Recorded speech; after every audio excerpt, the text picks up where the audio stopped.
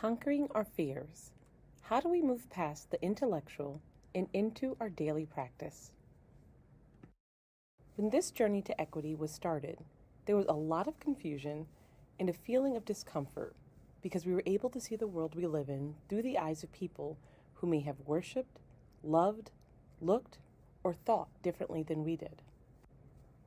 Through the work done with Kathy Taylor, Naugatuck Public Schools built a sturdy foundation by focusing on building the background knowledge and awareness of all of its staff. Suddenly, we're in our classrooms, face to face with our students, and then we realize that we are not as comfortable putting our new knowledge to use. You ask yourself, what's holding me back? When asked about the fears that educators had about cultivating a culture for equitable learning, the overwhelming reply is a fear of saying the wrong thing, letting someone down, or not having the right words in the moment. In Brené Brown's 2012 book titled Daring Greatly, she talks about where the inspiration for her book title came from. It was from a speech given by President Roosevelt in 1910 that is sometimes referred to as the Man in the Arena speech. This is the passage from that speech. It is not the critic who counts, not the man who points out how the strong man stumbles, or where the doer of deeds could have done them better. The credit belongs to the man who is actually in the arena, whose face is marred by dust and sweat and blood, and who strives valiantly, who errs, who comes up short again and again.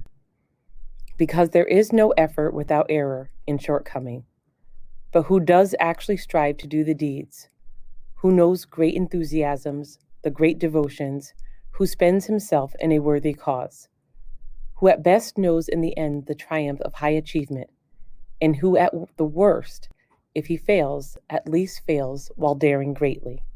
As Roosevelt said, you are the people in the arena. As with all teaching, things will not always go according to plan, but our students are counting on you. You are on the front lines making sure that everything you do ensures that we are educating all students today for tomorrow's future. Here are some tips to help keep you on the path.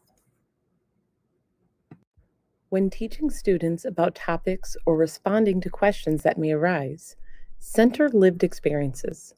This means to get information from a source that has personal experience with the topic. For example, if you're talking about Native Americans during this month of celebrating Native people, reach out to a local tribe to see if they have resources that can support your teaching. The next tip is to keep all conversations developmentally appropriate. If a child asks you a question and you're not accustomed to the age group you're with, a good way to gauge what is age appropriate is by asking the child to talk a bit about what they're thinking about the subject. This gives you a clear understanding of what they know or don't know.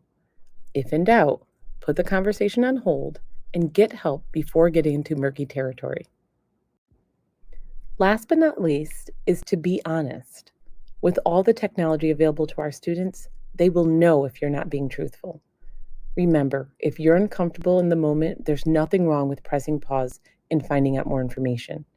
But be clear that that is what you're doing. Pretending you didn't hear something or shutting children down just erodes trust and makes you someone the child feels they can't come to for help. Remember, the first key to courageous conversations is establishing a safe environment.